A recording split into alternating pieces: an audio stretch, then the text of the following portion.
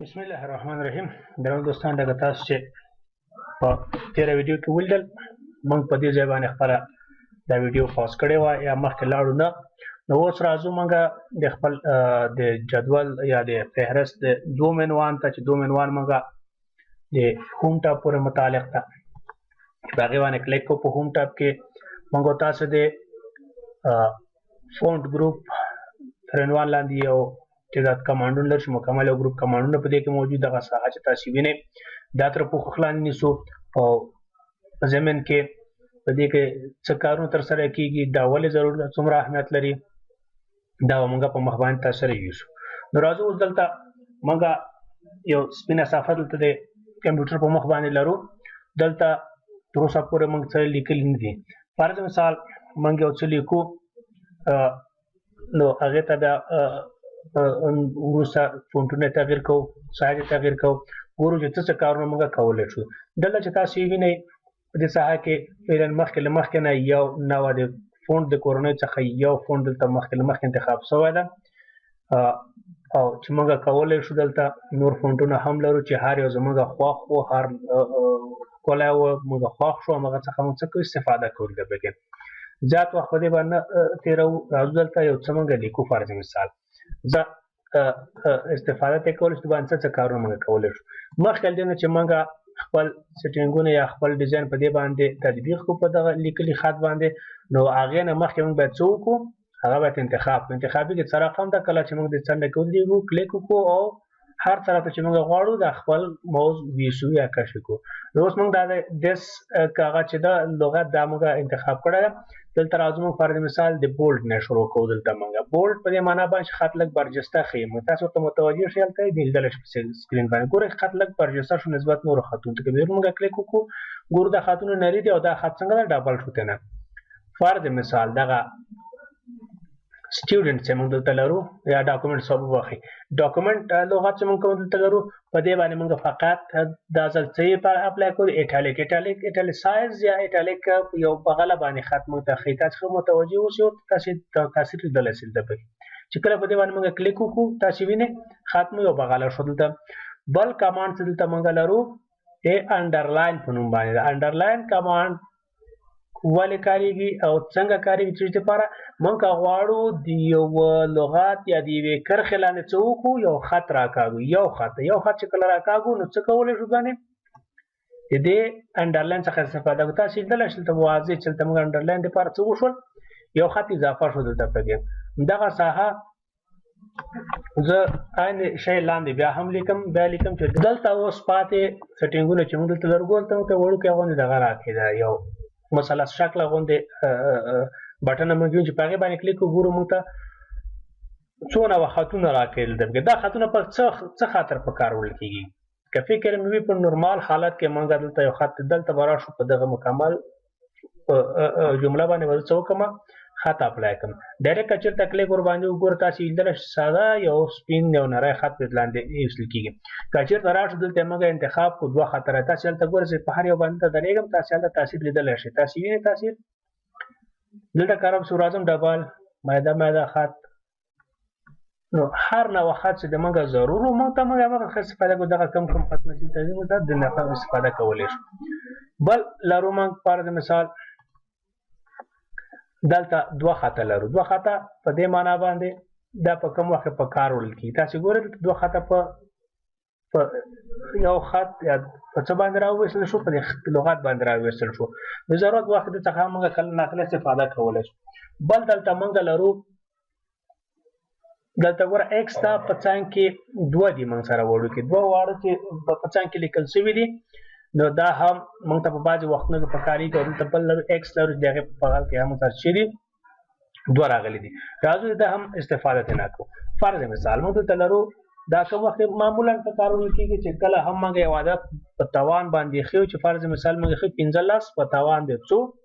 توان دی 2 فرض مثال ګوره دا ورته په یو سایز کې راغله نو موږ 15 په خپل حالت باندې را پرېږدو. دغه دوه چې کوم دي د انتخابو دغه ایکس انتخاب وګوره تاسو دا دوه کته شولته نه او کچېرته برعکس موږ دغه بل کمانډ انتخاب کړو موږ ته واضح خې چې 15 په توان دي نو موږ لپاره د 15 په توان دي دوه لیکل دلته اسانه شول دا په هغه وخت په کار ولکېږي چې کله موږ غواړو چې یو د ریاضي معادلو مربوط کوم کتاب ولیکو یا مقاله ولیکو یا کوم سند ولیکو یا کوم فایل جوړ کړو نو موږ د دې څخه په دې شکل باندې استفاده کولای شو بل دلته راځو موږ د دلته بل کمانډ موږ لرو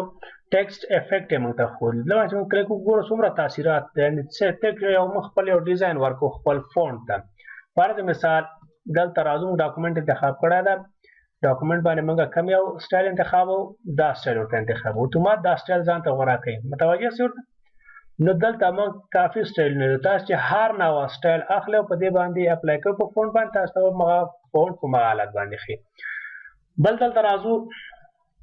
تاسو وینئ چې یو زیړ خط د په سر باندې پنسل علامه ده او ای بي پی باندې لیکل شوی دا د هایلایټر ورته ویل کیږي هایلایټر په څه خاطر باندې فرض مثال په دغه جمله کې موږ یو څه پنه خاکو دا سیکنډ ورډ چې موږ پنه خاکو د باندې فقط ډایرکټ موږ کلیک کوو چې کلیک ور باندې وګورئ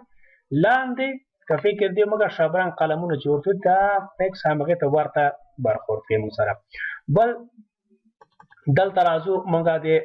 فونټ کلر په نوم باندې دا ولانه چې د سور خط لاندې ښکاري نو ته موږ د فونټ کلر انتخابو په نورمال حالت باندې اتوماتیک کلرونه دلته موجود دي نو لاندې تاسو ګورئ سلوګونه نور کلرونه دلته موجود دي چې موږ مکس کلر جوړولای شو هر نوع کلر چې موږ غواړو جوړولای شو موږ فرض مثال غواړو چې دغه خپل یو لغت موږ کم رنگ په انتخاب کوو ورته یو نوع رنگ چې په دغه کې موجود ده فرض مثال دغه آبي رنګ رنګ سره یا شین رنګ دا ورته انتخاب کوو نو تاسو واضح سیغل دلته شئ دلته فونټ د رنګ تغیرولو دا په لاندې طریقې کلیر آل فارمټینګ دا څه کې کچې ته فرض مثال دا ګورم په یو شکل بل شکل پر څه فارمټ هم موږ څنګه ټول تطبیق کړل نو موږ راځو مکمل دغه خط راخلو صحیح شو په دا ډاکومنټ وګورو فارمټ مکمل څنګه شو کلیر شو دلته موږ یعنی کم فارمټونه یا کم سیلونه چې موږ خط ته ټول خط ته ورکړو فرض مثال هغه موږ څنګه کړل ټول څنګه کړل پاک کړل موږ ته پکې بوس بل دلته دې ساحه ته راځو دې ساحه کې موږ فرض مثال د فونټ دلته ګورو موږ فعلا فونټ په 11 سایز کې ده دلته چې دا دغه دوه بټنې یو د کاپی کړه متوجه شته دلته ګورو د مثلث خله پورته ده دا په دې معنی باندې چې موږ دا خپل فونټ سایز څخه پورته وړو او دلته چې موږ تاسو وینئ دلته په دې معنی باندې چې موږ د فونټ سایز لاندې راولو اوس فرض مثال ما دغه ساحه انتخاب کړه دغه ټول ځای انتخابو وزه په دغه ای باندې کلیک کوم تاسو دلته متوجه شئ یو ولس د خپل پورته ځي وینئ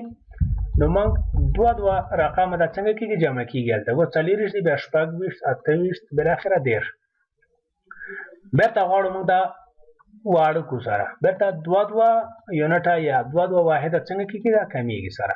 عین کار موږ کول چې مستقیم لاړ شو دلته څنګه کو دلته د دې جن انتخاب کو تاسو وینئ چې څومره څنګه تغیرات راولو پکې نه ته ټول خطرې طریقه ده چې د استفاده وکړي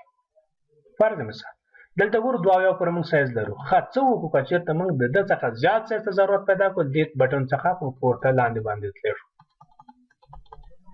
او دلته ډایرکټ موږ خپل څه کولای شو لیکل شو فرض مثال زب اته 40 تا ګوره تاسو ته نه 40 نشته